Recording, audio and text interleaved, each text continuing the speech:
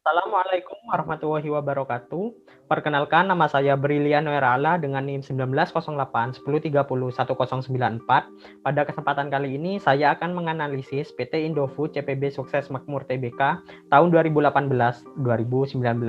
Untuk mempersingkat waktu, langsung saja kita ke video analisisnya. Sebelum melakukan analisis, marilah kita mengetahui profil tentang PT Indofood CPB Sukses Makmur Tbk atau yang biasa disebut dengan ICPB. Nah, di video ini sudah disajikan profil singkat mengenai ICPB. ICPB ini adalah salah satu jenis perusahaan dagang yang bergerak pada sektor barang konsumen primer, subsektor makanan dan minuman, industri makanan olahan, dan subindustri makanan olahan. Bidang utama dari PT Indofood CPB Sukses Makmur Tbk ini adalah industri produk makanan bermerek. Berdasarkan anggaran dasar perusahaan, ruang lingkup kegiatan ICPB terdiri dari antara lain produksi mie dan bumbu penyedap, produk makanan kuliner, biskuit, makanan ringan, nutrisi dan makanan khusus, kemasan, perdagangan, transportasi, pergudangan dan pendinginan, jasa manajemen, serta penelitian dan pengembangan. Selanjutnya ialah analisis laba operasi dan non-operasi. Laba operasi ICPB pada tahun 2019 sebesar 7.400.117. Nilai tersebut didapat dari penjualan neto dikurangi beban pokok penjualan sehingga ditemukan laba bruto sebesar Rp14.404.13. Kemudian hasil ini dikurangi dengan beban penjualan dan distribusi, beban umum dan administrasi, ditambah penghasilan operasi lain dan dikurangi dengan beban operasi lain. Sedangkan laba non-operasi ICPB tahun 2019 adalah sebesar 36.855. Nilai ini didapat dari penghasilan keuangan dikurangi dengan beban keuangan, dikurangi dengan pajak final atas penghasilan bunga, dan dikurangi dengan bagian atas rugi neto entitas asosiasi dan ventura bersama. Selanjutnya ialah analisis imbal hasil atas aset operasi neto. Nah, untuk penghitungan kali ini, kita harus mengetahui dahulu besarnya NOPAT agar nantinya bisa digunakan untuk menghitung RNOA. Nah, rumus dari NOPAT itu sendiri ialah penjualan dikurangi beban operasi dikali 1 min beban pajak dibagi laba sebelum pajak. Nah, NOPAT 2019 ICPB itu diketahui sebesar 5.328.84. Sedangkan pada tahun 2018 sebesar 4.642.503. Setelah mengetahui NOPAT, kita dapat langsung menghitung RNOA, yaitu rumusnya NOPAT dibagi dengan rata-rata NOA. RNOA 2019 ICPB ditemukan sebesar 0,24. Pada 2018 ditemukan juga hasilnya sama yaitu 0,24. Mengapa hasilnya sama? Ini dikarenakan pada tahun 2019, walaupun NOPAT ICPB itu naik, rata-rata NOA sebagai pembaginya itu juga mengalami kenaikan. Nah, untuk menghitung RNOA sendiri, ini ada rumus lain, yaitu NOPAT dibagi penjualan, dikali penjualan dibagi rata-rata OA, dan kemudian dikali 1 plus OLEV. Hasilnya sama, ditemukan 0,24. Jadi, walaupun menggunakan rumus yang berbeda, hasilnya tetap sama. Selanjutnya ialah analisis imbal hasil atas ekuitas saham biasa. Nah, untuk perhitungan kali ini kita menggunakan rumus ROCE, yaitu laba neto dikurangi dividen saham preferen dibagi dengan rata-rata ekuitas pemegang saham biasa. Nah, hasilnya untuk 2019 yaitu sebesar 0,22. Hasilnya sama dengan 2018 yaitu sebesar 0,22. Nah, untuk menghitung ROCE ini ada dua rumus. Rumus yang lain ialah RNOA ditambah LEV dikali spread, di mana dalam menghitung LEV itu rumusnya ialah rata-rata NFO dibagi dengan rata-rata ekuitas. Sedangkan untuk menghitung spread, rumusnya ialah RNOA dikurangi NFR. Nah, untuk menghitung NFR itu rumusnya ialah NOPAT dikurangi laba neto dibagi dengan rata-rata NFO. Dan untuk menghitung NFO sendiri, itu rumusnya ialah liabilitas keuangan dikurangi dengan aset keuangan. Selanjutnya ada imbal hasil atas aset operasi neto 2019. Nah, rumusnya ialah margin laba operasi neto dikali dengan perputaran aset operasi neto. Nah, untuk margin laba operasi neto sendiri rumusnya ialah NOPAT dibagi penjualan. Sedangkan untuk perputaran aset operasi neto rumusnya ialah penjualan dibagi rata-rata NOA. Untuk tahun 2019 ditemukan hasilnya yaitu 0,24. Ini sama dengan 2018 hasilnya 0,24. Ini sama dengan menghitung RNOA. Kemudian ada ROIC.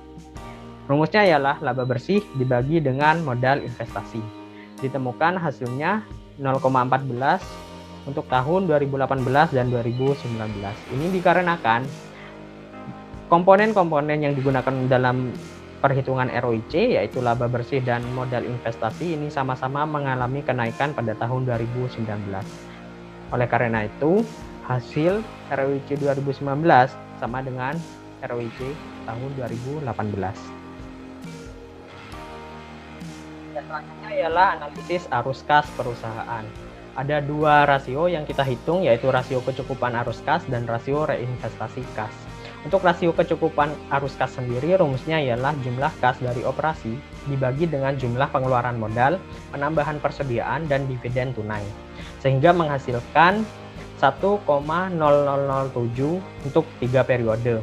Digabung ya dari periode 2017, 2018, dan 2019. Nah, untuk masing-masing periodenya menghasilkan 1,57 untuk 2019, 0,6 untuk 2018, dan untuk 2017-nya sebesar 1,08. Nah, untuk rasio reinvestasi kas sendiri, rumusnya ialah arus kas operasi dikurangi dividen, dibagi dengan aset tetap bruto, ditambah investasi, ditambah aset lain-lain, dan ditambah dengan modal kerja. Sehingga ditemukan pada tahun 2019 rasio investasi kas ICPB sebesar 0,15 dan pada 2018 sebesar 0,06. Selanjutnya ialah analisis likuiditas perusahaan. Nah, untuk analisis likuiditas perusahaan ini sendiri, kita dapat mengukurnya menggunakan berbagai macam rasio.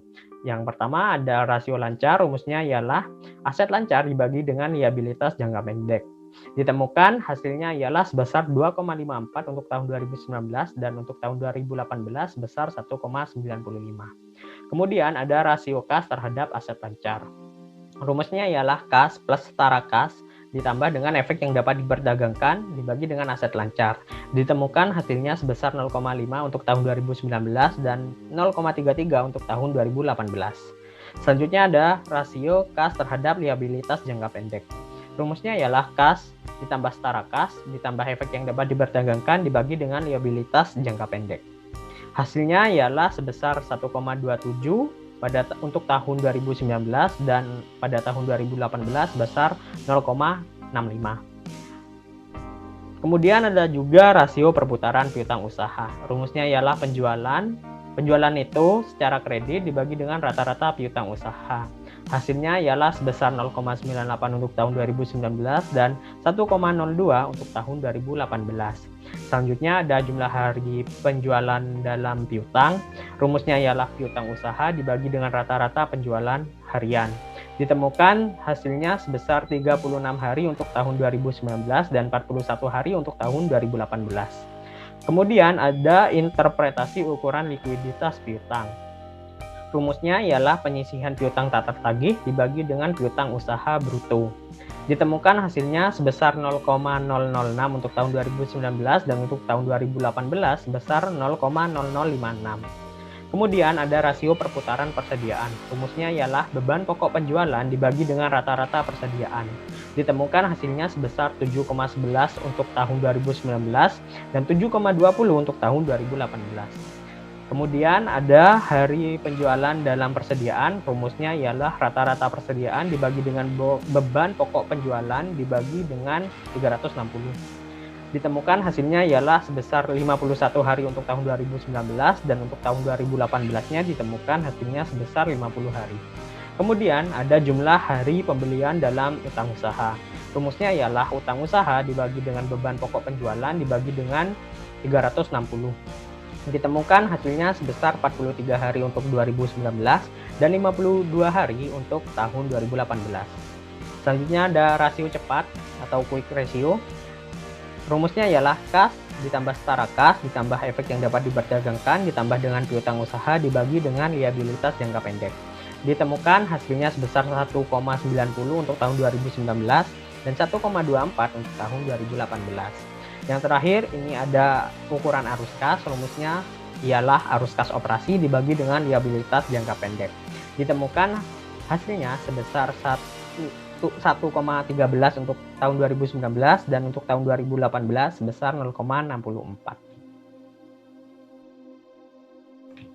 Selanjutnya ialah analisis solvabilitas perusahaan. Yang pertama, total utang terhadap total modal.